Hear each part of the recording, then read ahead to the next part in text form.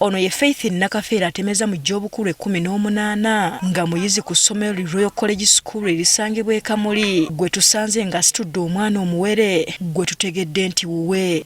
Mwene buti. Nakafeero y'omu ku bayizi abakola ebigezo byabwe ebya UCE. Ono olubuto lw'okuzaala lwamusimbye olunaku lw'eggulo wakati ng'akola ekigezo kye ekyakamaliriza eky'ebyafaayo oba history.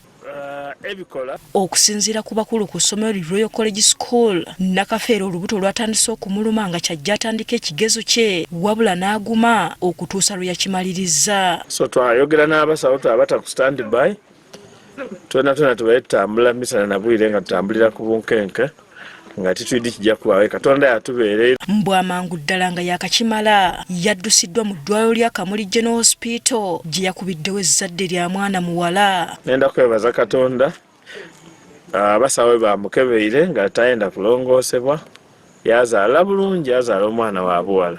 Newankubadde ono yazadde lunaku lw'eggulo ate olwaleero akomyewo okukola ebigezo bye ebirala.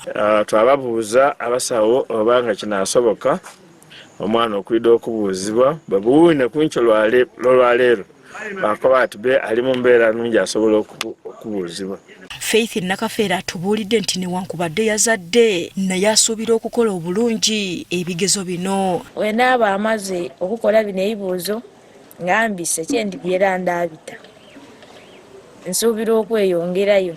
Agamba embeera gye balimu awaka mbi ng'ate ayagala okweyongerayo n'emisomo gye. Okujja HS ekiba kisoboike aye sente deni naawazira. HS webedde emi at least nkole course. Okusinziira ku mbeera gye yayiseemu, asabye baana banne okusooka okugumiikiriza baleme kuyita mu mbeera ng'eyiye. Bagumiikirize nga bukaale kubanga bye tuli kweyimira emberi eyo tugyabisanga.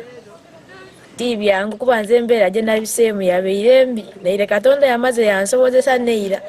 Robert Bwamiki omukulu ku ssomero linaagamba oluvannyuma lw'okukimanya nti omwana ono ali ttu yayogera naye n'amubuulirira n'obutajjaamu lubuto. Kyenakola n'amuwa amagezi namukaa nti bwe tuba tujjanga nga ndijja kuwa abazaire ba amagezi ag'okutoola mwenda. Suggestion yange esooka bajja kutoola mwenda bakutoole muniina baana oleke kwirayo okuzaala okibona otya. So after explaining twana okumukansolinga yayikirizagana n'ensonga nti aidde akuuma omwana we.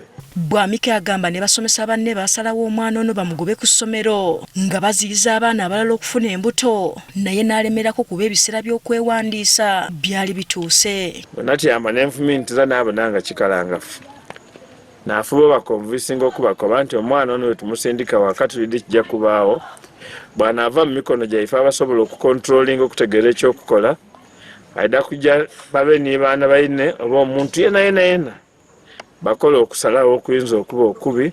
Wabula ate obuzibu bwe bwali nti omwana ono yamufunisa olubuto yadduka ku kyalo ekyaleetera bazadde be okumugoba ewaka n'asalawo okuddukira ku ssomero. Tukoba omulenzi yabula batiife twamala okuripootinga ne tuwaayo ensonga eri poliisi ey'e Kamuli twakomaawo. Poliisi yakola omulimu omulungi bona bajja mu maiso n'okukola counseling. Mulushidi Ssentongo taata wa Nakafeera agamba olubuto lwa muwala we lwajjira mu kaseera akabi ddala nga n'ekyokulya tebakirina okutuusa we yayogerako n'abakulu ku ssomero lino ne bakkiriza. Naagana yaba waka nga tuzza buyambi bumwidandaba kusiza mu mbeera gye tulimu gwe tusuubira omutwe emberi kayino gwe batemyewo mpeera naawo Katonda yayamba direkita yena yakubiriza. Yeebazizza abasawo abakoze ku muwala we obulungi n'asobola n'okudda ku ssomero okukola ebigezo bye. Bamukola ku ng'ekisoboka yabaire nga bali kusuubira kumulongoosa baloba mulongoosa bamutoola omwana bulungi. Nakafeero newankubadde yalina ekirowoozo ky'okuggyamu olubuto kyokka ate olulabye ku mwana n'atugamba nti awulira essanyu lya nsusso. Tuwuli mpulira bulungi kubanga Katonda yansobozeisa. Mu kiseera kino Nakafeera akyagenda mu maaso n'okukola ebigezo bye ebyakamalirizo.